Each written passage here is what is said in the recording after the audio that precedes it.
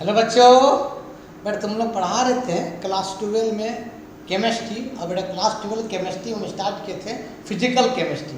बेटा physical chemistry में पढ़ा रहे थे चैप्टर नंबर 3 केमिकल काइनेटिक्स। ठीक बेटा, बेटा केमिकल काइनेटिक्स में आज हम पढ़ाएंगे मोलिकुलरिटी ऑफ रिएक्शंस क्या होता है और सीडो फर्स्ट ऑर्डर रिएक्शन। ठीक बेटा, सबसे पहले बेटा आज हम लोग बात करेंगे केमिकल काइनेटिक्स चैप्टर नंबर 3। ये बेटा क्लास 12 बेटा क्लास बोलो यार, क्लास 12 केमिस्ट्री ठीक बेटा पढ़ा रहा चैप्टर नंबर 3 आपका क्या बाबू केमिकल काइनेटिक्स। केमिकल बोलो बाबू, केमिकल क्या बेटा केमिकल काइनेटिक्स। बेटा केमिकल काइनेटिक्स में आज हम बात करेंगे बेटा मोलिकुलरिटी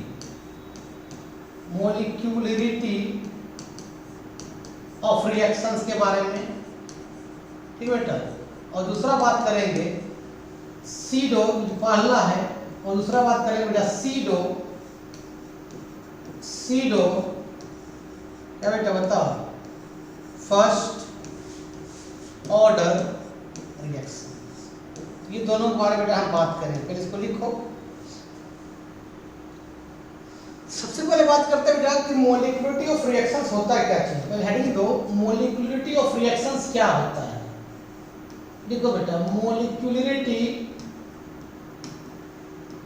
ऑफ रिएक्शंस क्या होता है। बेटा मोलिकुलरिटी ऑफ रिएक्शन का मतलब होता है कि total molecules take part in the chemical reaction is called molecularity of reaction, है ना बेटा। मतलब इसका डिफाइन होता है टोटल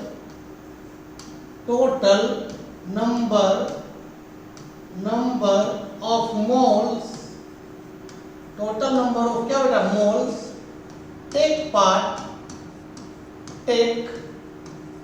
कहाँ का बता बाबू in the chemical reactions, in the क्या बेटा बता बाबू chemical reaction is called क्या बोलते हो इस कॉल्ड बोलते हैं मोलिकुलरिटी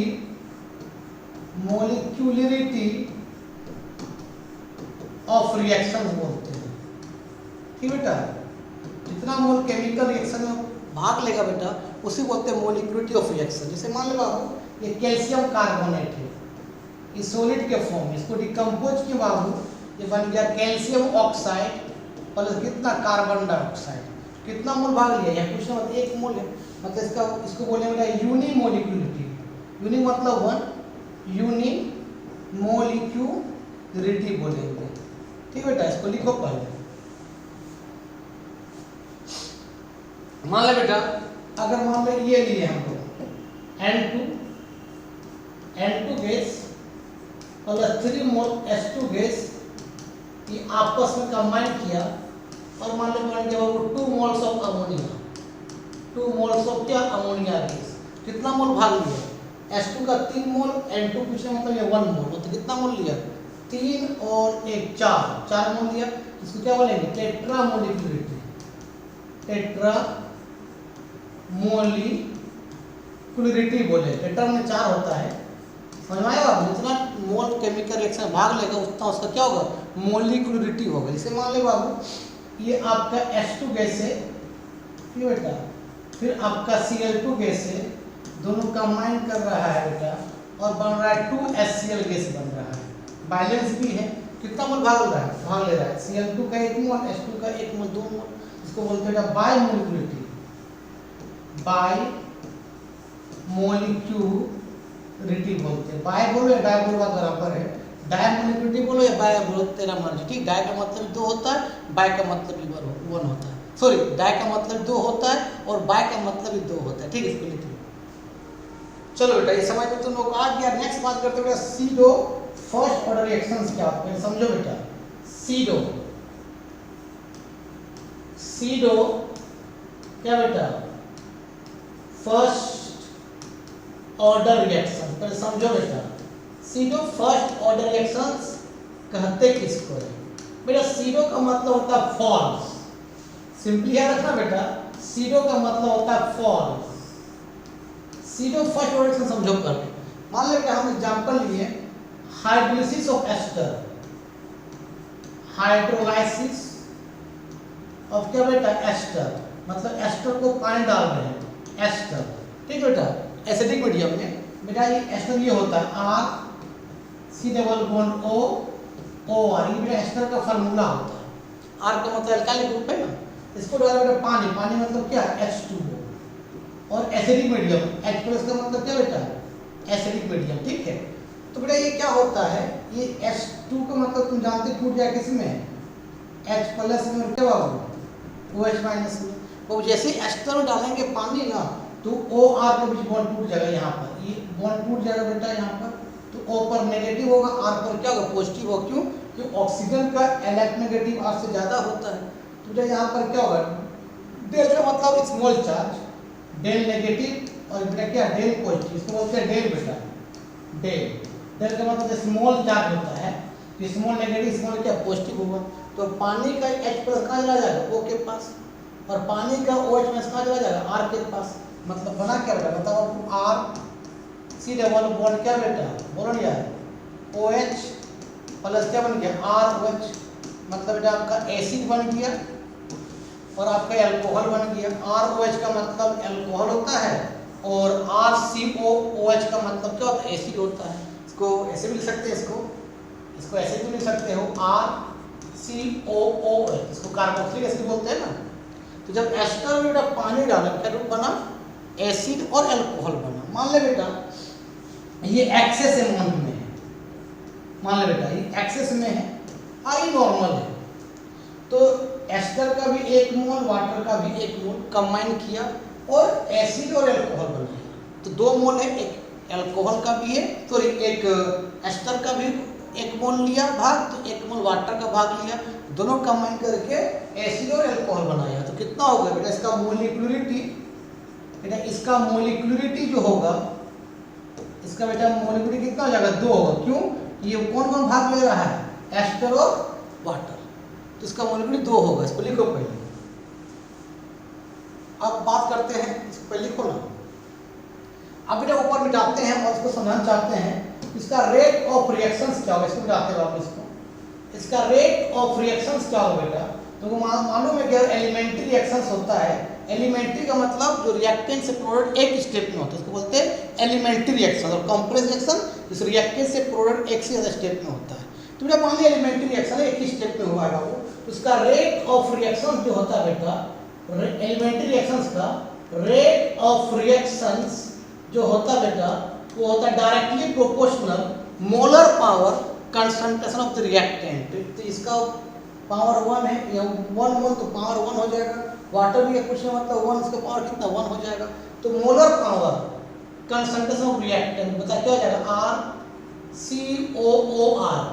बेटा C डबल बॉन्ड O को, C डबल बॉन्ड O फिर O को हम COO भी लिखते हैं, ठीक बेटा। तो RCOR होगा, पावर कितना होगा 1 होगा। फिर पता क्या होगा H2O होगा, उसका पावर कितना होगा 1 होगा। बेटा इसका मतलब होता है कंसंट्रेशन। तो रेट ऑफ रिएक्शन क्या होगा डायरेक्टली क्या होगा molar power concentration of reactant, मतलब यहाँ पे 1 है तो पावर 1 होगा, यहाँ 2 तो पावर, यहाँ भी 1 है तो पावर कितना होगा 1 होगा। अगर यहाँ 2 होता तो पावर 2 होता, यहाँ भी 2 होता पावर 2 होता। तो रेट ऑफ रिएक्शन डायरेक्टली क्या होता है molar power concentration of the reactant, जब एलिमेंट्री होगा तब, ठीक बेटा। तो रेट को हमें क्या बनेगा R माना रेट ऑफ रिएक्शन को, डायरेक्ट क्या दिए K दिए, ठीक। K का मतलब कांस्टेंट टर्म। अब बता क्या होता है RCOO क्या बेटा R का पावर 1 ना RCOR का पावर 1, और बेटा H2O का भी पावर कितना बेटा 1 है। तो ऑर्डर का फॉर्मूला होता है ऑर्डर ऑफ रिएक्शंस का। ऑर्डर ऑफ रिएक्शन का मतलब होता है बेटा जितना पावर में रहेगा सबको सम कर दो, पावर कितना 1 1 है, तो इसका 1 + 1, तो इसका ऑर्डर कितना 2 होना चाहिए था, लेकिन बेटा इसका ऑर्डर 2 नहीं होगा। जितना भी पावर सबको जोड़ना मतलब ऑर्डर ऑफ रिएक्शन, लेकिन 2 नहीं होगा। ऐसा क्यों बेटा, याद रखना बेटा जिसका एक्सेस अमाउंट में होता है, मान ले एस्टर का भी 1 मोल आया, वाटर का भी 1 मोल आया, कंबाइन किया और एथिल अल्कोहल बनाया, फिर इसका 1 मोल आया, एस्टर का भी 1 मोल आया, कंबाइन किया और एथिल अल्कोहल बनाया। लेकिन बेटा ये इसका अमाउंट कम है, वाटर का अमाउंट क्या ज़्यादा है।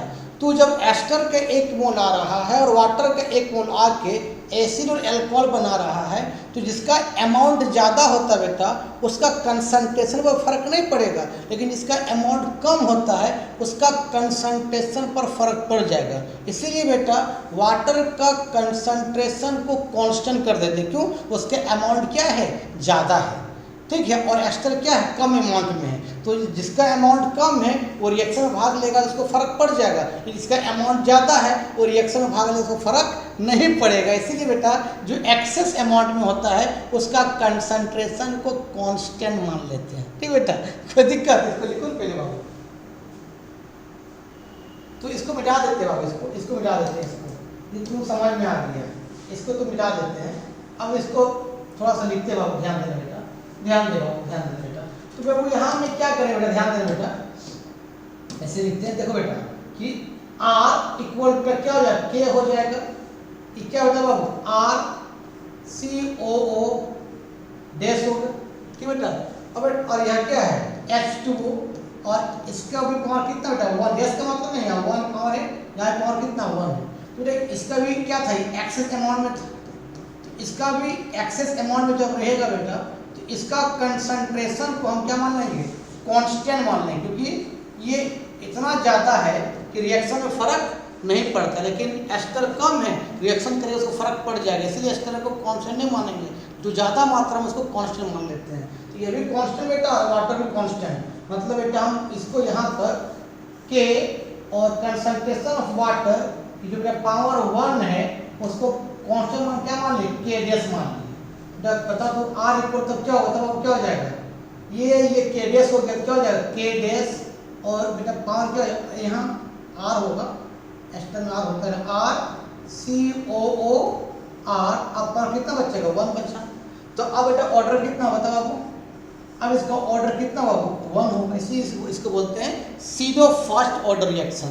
जिसका कंसंट्रेशन ज़्यादा होता है बेटा उसका रिएक्शन जो भाग लेता है उसका कंसंट्रेशन को, सॉरी हमने क्या बोला, जिसका अमाउंट ज़्यादा होता है बेटा और रिएक्शंस में जो भाग लेता है वो उसका कंसंट्रेशन को कांस्टेंट मान लेते हैं, इसलिए इसका एक्चुअल ऑर्डर कितना होगा, 1 होगा। वाटर का ऑर्डर को हम काउंट नहीं करेंगे, क्यों नहीं करेंगे, वो ज़्यादा अमाउंट में, ठीक है, इसको लिख लो बेटा।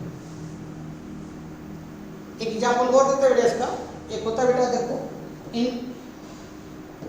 इन्वर्जन ऑफ शुगर बेटा,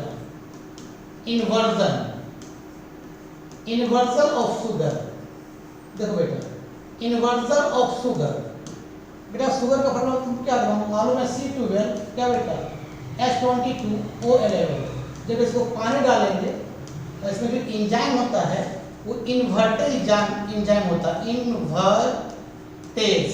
ये क्या करता है बेटा, कैन शुगर को ग्लूकोज और फ्रुक्टोज में तोड़ता है बेटा, glucose C6 H12O6 C6 H12O6, बेटा ये ग्लूकोज है और बेटा ये फ्रुक्टोज है। याद रखना बेटा ग्लूकोज फ्रुक्टोज का केमिकल फार्मूला सेम होता है, स्ट्रक्चर अलग अलग होता है, बायोमोलिक्यूल में पढ़ाएंगे। जब शुगर बेटा टूटता है तो ग्लूकोज फ्रुक्टोज देता है, कौन सा एंजाइम, इन्वर्टेड एंजाइम। तो मान लो बेटा ये एक्सेस अमाउंट में वाटर है और ग्लूकोज कम अमाउंट में है, तो अभी तुम रेट ऑफ रिएक्शन लिखोगे, रेट ऑफ रिएक्शन, मान लो एलिमेंट्री का मतलब रिएक्शन प्रोडक्ट एक स्टेप में हुआ है, तो रेट ऑफ रिएक्शन क्या होगा, डायरेक्टली प्रोपोर्शनल क्या होगा, molar power concentration of reactant, इसका मोल 1 तो पावर 1 हो जाएगा, यहाँ 1 है पावर 1 हो जाएगा। दैट मींस क्या लिखेगा बताओ, C12 H22O11 बेटा पावर 1 हो जाएगा, और बेटा H2O के पावर कितना हो जाएगा, 1 हो जाएगा। बेटा इसका ऑर्डर तुम क्या लिखोगे तब, अच्छा एक मिनट बेटा रुको, चलो बेटा तो अब यहाँ देखो तो बेटा R इक्वल टू डायरेक्ट धारा क्या दिए, के दिए, बताइए क्या हो जाएगा, C12 क्या होगा, C12 H22O11 पावर 1, और बेटा वाटर का पावर कितना होगा बताओ बाबू, 1 हो जाएगा। तो इसका ऑर्डर कितना लिखोगे, ऑर्डर तुम कितना लिखता, 2 लिखता, लेकिन 2 नहीं होगा, क्यों नहीं होगा यार, जो एक्सेस अमाउंट में मतलब वाटर का 1 मोल आया, शुगर का 1 मोल आया, दोनों कंबाइन किया, ग्लूकोज और फ्रुक्टोज बनाया। लेकिन जो एक्सेस अमाउंट में होता है बेटा, वो जब रिएक्शन में भाग लेता है जिसका कंसंट्रेशन को हम कांस्टेंट कर देते हैं, क्योंकि उसको ज़्यादा फर्क नहीं पड़ेगा। लेकिन शुगर कम मात्रा में वो रिएक्शन में भाग लेगा तो फर्क पड़ जाएगा। ठीक है, मान लो बेटा इसका अभी 100 मोल है, मान लेते हैं ये 100 मोल एम मत लिखो, 100 मान लो ये 100 मोल है आपका, ये बेटा वाटर कितना होता है बाबू 100 मोल है।